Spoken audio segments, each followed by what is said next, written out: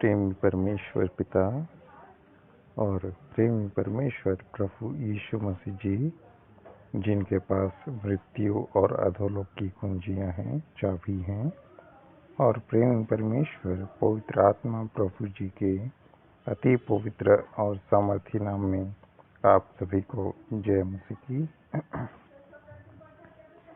आज का तारीख है गुरुवार 17 जून 2021।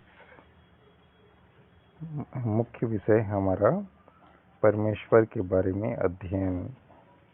परमेश्वर को यूनानी में पेटर भी कहते हैं, इसलिए इस अध्ययन को यूनानी में पेट्रोलॉजी भी कहते हैं।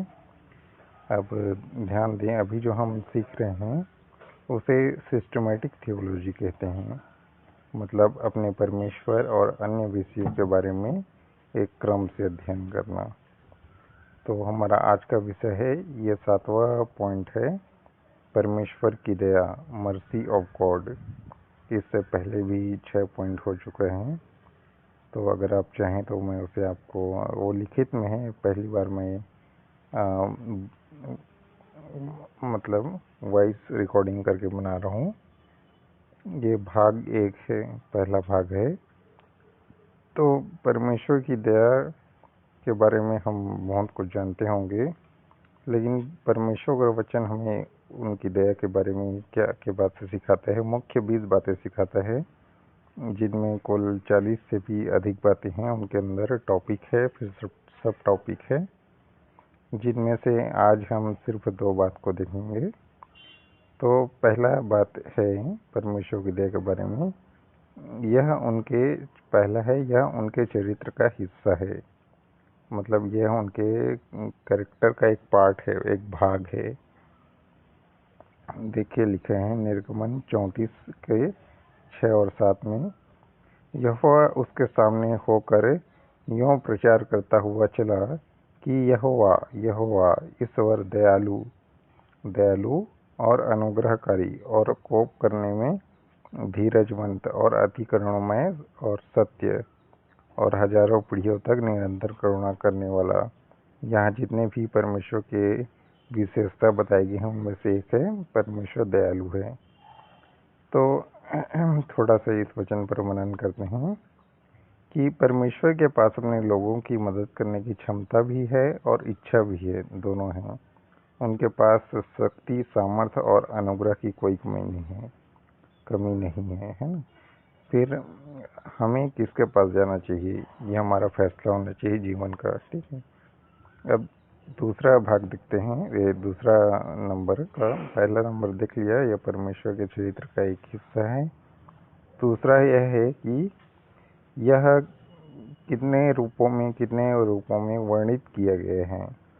तो कुल 9 रूप हैं, 9 रूपों में इसे वर्णित किया गया है। पहला है उसमें से, यह महान है। परमेश्वर की दया कैसी है, यह महान है।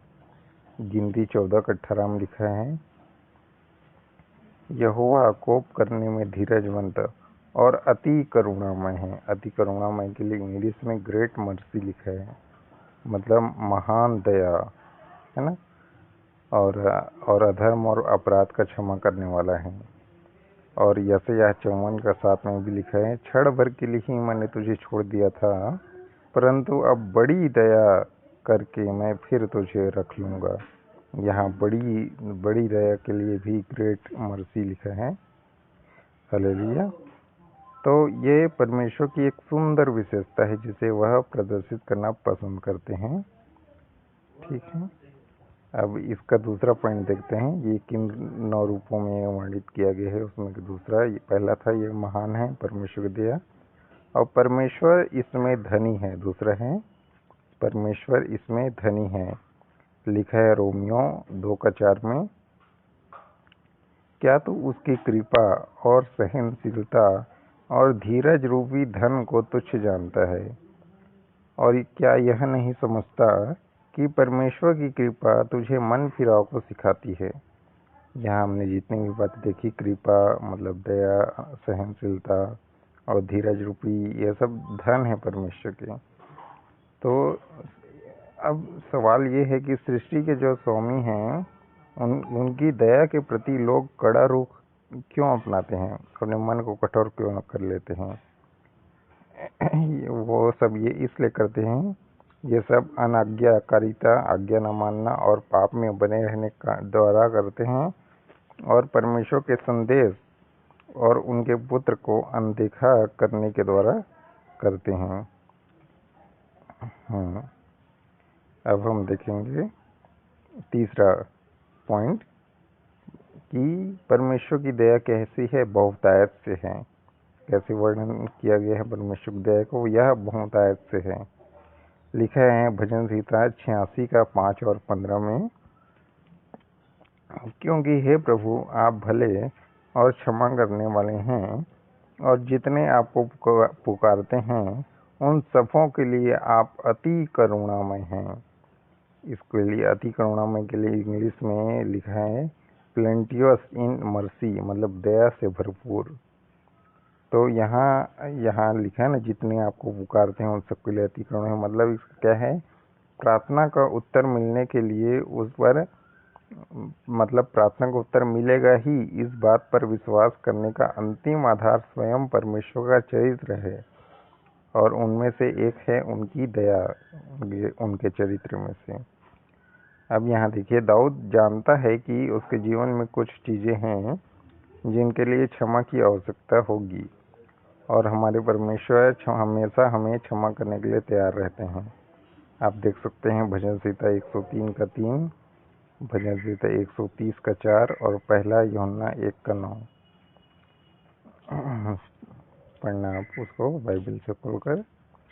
तो परमेश्वर उन सभी के लिए बहुत दया दिखाते हैं जो उन्हें पुकारते हैं। तो क्या वह हमारे लिए भी नहीं होंगे? रोमियो 10 का 12 पढ़ लेना आप लोग। और 15 में लिखा है यशायाह